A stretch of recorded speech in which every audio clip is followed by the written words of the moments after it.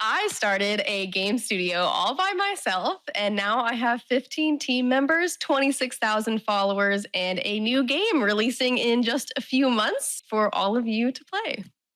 Hi, Kitty. Nartica. He looked. Wow. Nartica. Look at him. Look at me. Hey, buddy. You want to come?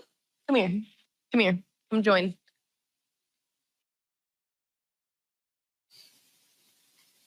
Oh, big stretch, bud. Okay, I'm sorry.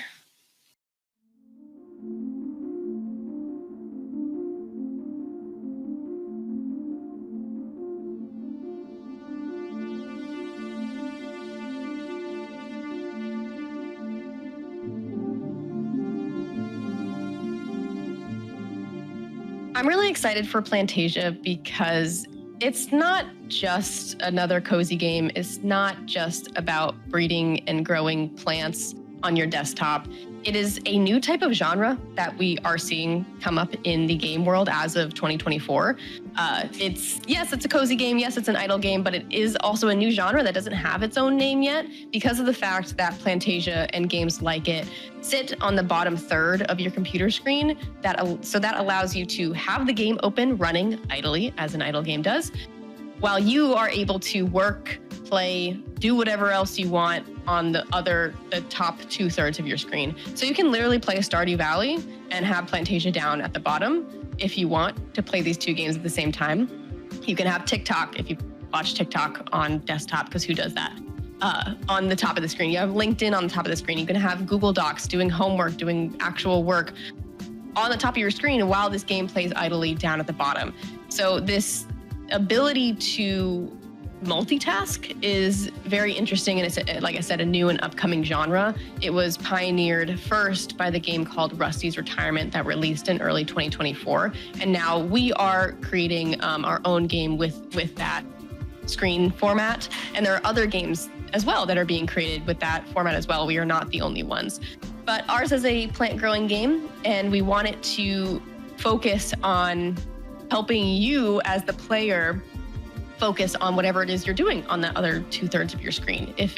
We really wanted to target students or remote workers because we know you're on the computer. We know you're working on your computer, and someone who has ADHD like myself, I know that I'm gonna need a break in about 15 minutes, and that break is gonna be me on my phone for the next 3 hours, even though it was only supposed to be a couple of minutes.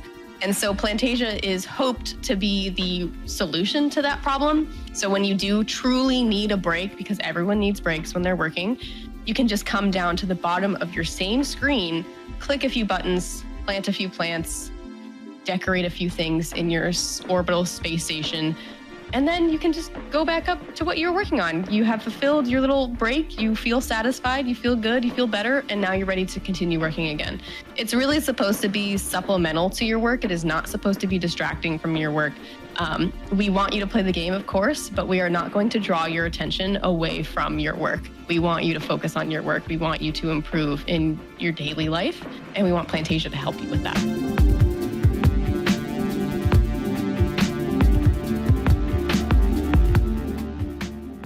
Oh my gosh, the system I am the most proud of in Plantasia is such a hard question. There are so many systems and some that aren't even fully implemented yet, so I haven't even seen them, but I'm still so excited for them. One I think that probably isn't talked about at least enough, especially within our team, is music, the sound design. Andy, our audio director, is immensely talented. His music has been spot on from the start. He completely understands the vibe and the inspiration for Plantasia.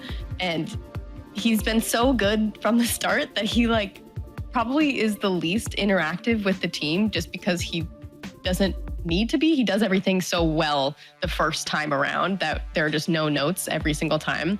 And so he has come up with a sound design system that layers the audio and the music and the ambiance in a way that I am very excited to see, and I have not seen it yet. I have heard the music and the ambiance that he has created, and it's amazing, but I have not seen it layered and working together and dynamic as he says it will be in game yet. So I'm very, very excited about that.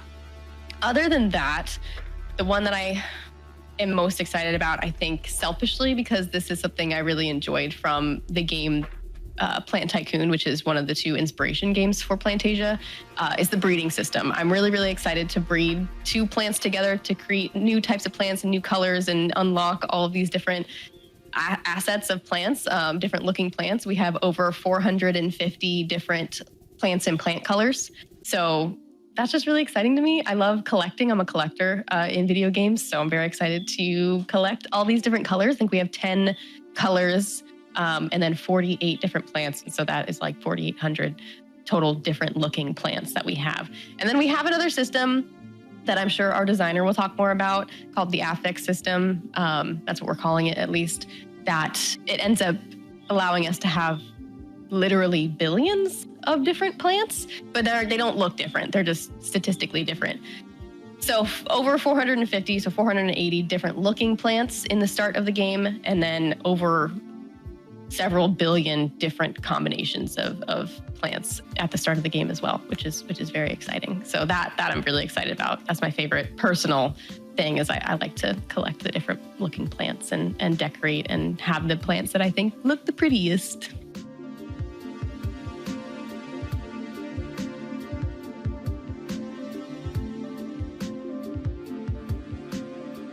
So I never even considered games as a career. I never knew what I wanted to do. I went through college doing a degree I knew I could physically accomplish, but not necessarily enjoyed. And I've said this so many times, but basically last year during the SAG-AFTRA strikes, I was hanging out with some friends and I suddenly said, oh, I hope they don't stop writing games like they've stopped writing the movies. And that's when I realized that someone writes games and that maybe I could write games. Maybe that could be me. That would be cool. I looked it up. Narrative design, game writing is absolutely a thing. And it was pretty much an instant switch from education into games. Obviously, I learned it was basically impossible for me as a junior to find a job in the current market. And so I had to start my education on how to actually write games and start building my portfolio, all that super fun stuff. And then eventually I just wanted to make a game, even though no one really wanted to let me make a game by hiring me. And I did it myself. So I just started a game studio, had a game idea, started the studio with some people, got a few more people, and then a few more people, and now we're here.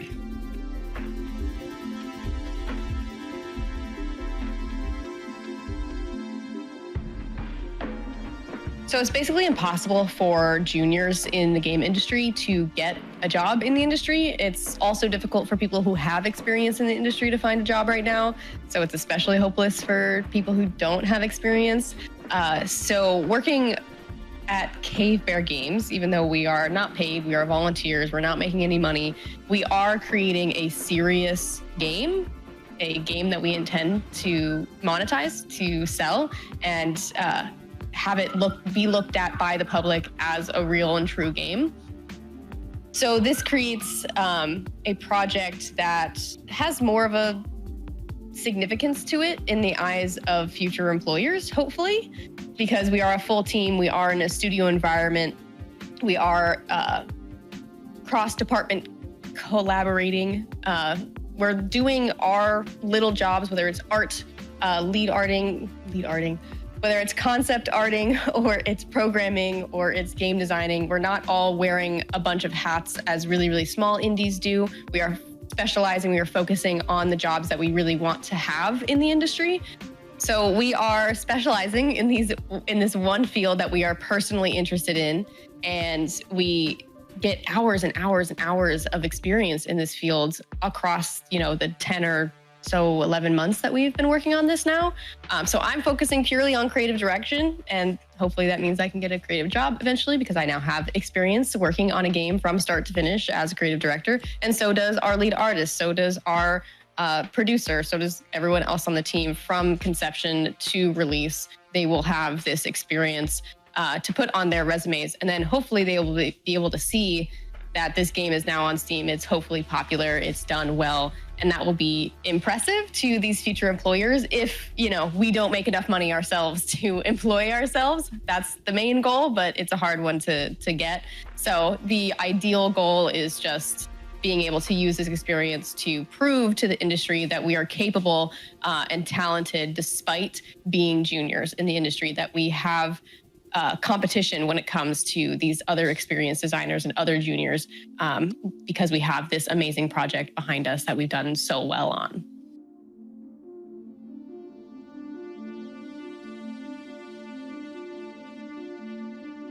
So K-Bear Games has 3 studio pillars that we revolve around entirely, and I made these pillars very specifically. So our first one is communication. I think communication is just a pillar of life in general. It should be, at least in my opinion. It is in my life. It's very important for us, especially as volunteers, people who are not getting paid, who don't have that pay incentive, to be openly communicating with the rest of our team, both about game stuff, like, hey, if I need something from you, or if you need something from me, or, just communication on how the game is going, that's very important, but also communication on your life and how you are doing. And while I'm not expecting my team, I'm not expecting our team to tell everyone their life story all the time and tell us everything that's happening with them. That's their choice, that's their business. But I do expect everyone to be transparent about how much they can take on this week, or if something has come up and they need to move things around. To me, that's extremely important because we are in this volunteer aspect, but we are still relying on each other. So communication is extremely, extremely important. And then there's education. So I'm a former teacher, so education is a pillar of my life as well. We are all lifelong learners. That is, everyone should be a lifelong learner. You are always learning until you die. And especially in this K-Bear Games situation where we are all juniors, we are learning. We are always learning. We are at the bottom of the totem pole in the industry. So we need to continue to educate ourselves and learn across the course of this project and beyond to stay competitive and obviously improve upon ourselves. A lot of the stuff that we're doing in the project now is stuff a lot of us have never done before. And so obviously we need to learn about that. Mentors come in a lot when it comes to the education pillar. It's a huge deal for me, for our team, to have mentors. And so the vast majority of us have had mentors or have mentors currently throughout the course of the project, to learn the things that they don't know and to also present their work to these mentors, to people who have a lot of experience in the industry, who have done what we are doing now, to tell us if the work we're doing is good or not. And then we can edit it, iterate on it, and create a better game. So education is very important. We should have an education mindset all the time. And then the third and final pillar is passion. Again, this relates back to the volunteer aspect quite a lot. There's no pay. We're not getting paid. There's no incentive when it comes to money. And so the incentive to actually work on this project and continue and make a good product comes from passion. And I think that's something that the game industry can relate with a lot as a whole. Everyone in the industry has a ton of passion for video games, for what we are doing, for the work that we are creating. And so, especially in a volunteer environment, we need to have a lot of passion for the project, whether it's a type of game that you just want to see made, or it's just you really like the work that you're doing, you really like the art style that you're able to create, you really like the challenge, or you really even just like the team that we have. Everyone has some sort of passion that they have for the game, and that has really, really brought us together as a team. I think our team is really close, and I feel very lucky for the team that we have. Everyone works really well together. And we've done so much crazy stuff in the time that we've had and the experience that we have, that the passion really, really shows and is really clear in our whole team. And so those 3 pillars all work together to create this team dynamic that we have that I think is so amazing and so precious.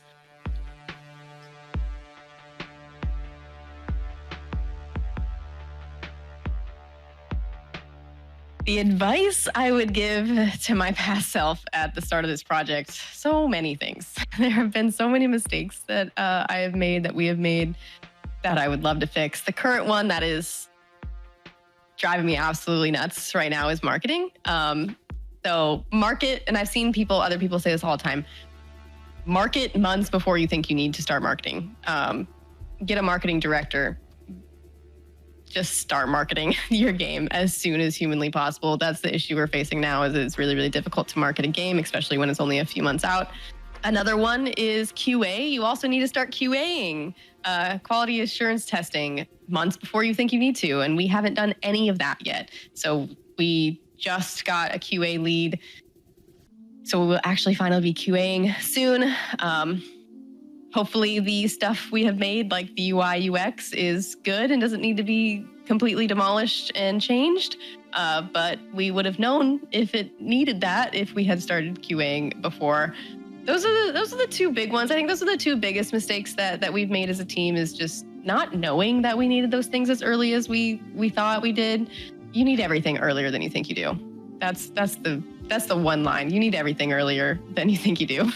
You need to start everything earlier. You need every department earlier than you think you need them. A lot of people think you don't need narrative until a lot later. You need it in the beginning. Everyone has an opinion on what order you should start onboarding people. Like for me, I think production should be like the first person onboarded on a team. I didn't think that when this project started. Thankfully, I did have a production person at the start of the game, so that ended up not being a mistake. We did very well with that. But I did not think of production as a priority back then. It just kind of happened. It's definitely a priority. So that's a piece of advice I give a lot of people, is that you need a production person. You just need everyone. You need everyone as soon as possible.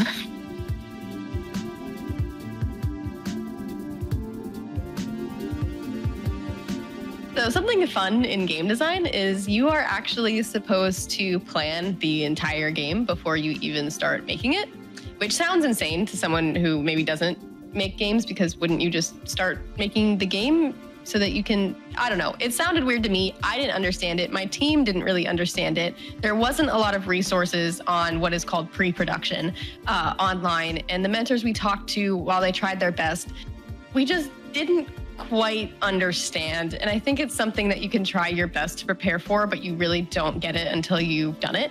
And so that's something we really failed on as a team, is pre-production. We were supposed to plan out every single aspect of the game that we wanted before we started doing any hard work, any programming, anything, drawing assets, anything like that. And we did not do that. We thought we did. We thought we tried. We thought we did. And then it turns out we absolutely did not. And so all of a sudden we are in our production phase, where we are actually creating the product, and we are also doing pre-production at the same time. And that has delayed the game a lot. That has cost us a lot of time, because we suddenly have all these questions that were not answered when they should have been answered before. And now we have to go back and change things so that they fit what we have planned out now, later, after the fact. So that created a lot of issues, and the time management there suffered a bit. We got through it. We're doing really good now, but the project probably could have been a few months shorter if we had done pre-production correctly. But it's our first game. We'll learn. We have learned. We will do better next time. I think it's something that all game designers have to go through, is the struggle of doing pre-production properly. And I'm sure that even experienced game devs and studios still have issues with pre-production. I can't imagine a world where you are accurately 100% able to plan out a game all at the beginning without changing it at all over the course of production. I'm certain that doesn't happen. So pre-production is an ongoing issue, I think, for everyone. But for us, it was definitely a learning moment. We'll do better next time.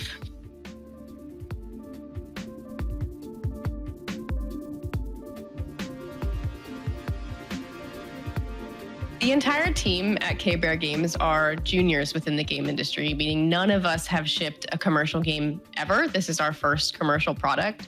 And if you are interested in working in the game industry, as many of you may be, you might be wondering, hey, if you can't get a job, how can I get a job? Really great question.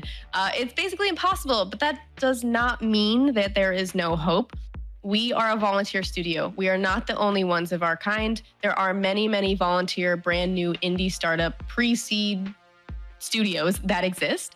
Because we got really great recognition on LinkedIn for what we are doing as juniors, we have come into contact with a lot of other volunteer studios who are doing the exact same thing that we are doing, trying to survive in this industry, trying to do something that we love, which is make games. despite the industry really trying to tell us not to. So we created the Partner Studio program, the Cave Bear Games Partner Studio program, where we have brought together over 70 other volunteer startup indies into our little collective, and we help them find you. We help them find teammates who are willing to volunteer on these indies, usually with a rev share agreement in place in case games do well and make money. That would be great. And so we bring together you, the volunteer, and the indie team to work together and create a game and create a portfolio piece and gain experience so that you have a better time looking for a job in the industry that you love so much. We have over 2,400 volunteers in our Discord and over 70 indies that we have brought together to work together to create all types of games. You can be one of those. Join our Discord, see what opportunities are posted now at these indie studios, or maybe even start your own if you are so inclined, and I can help you with that if you want.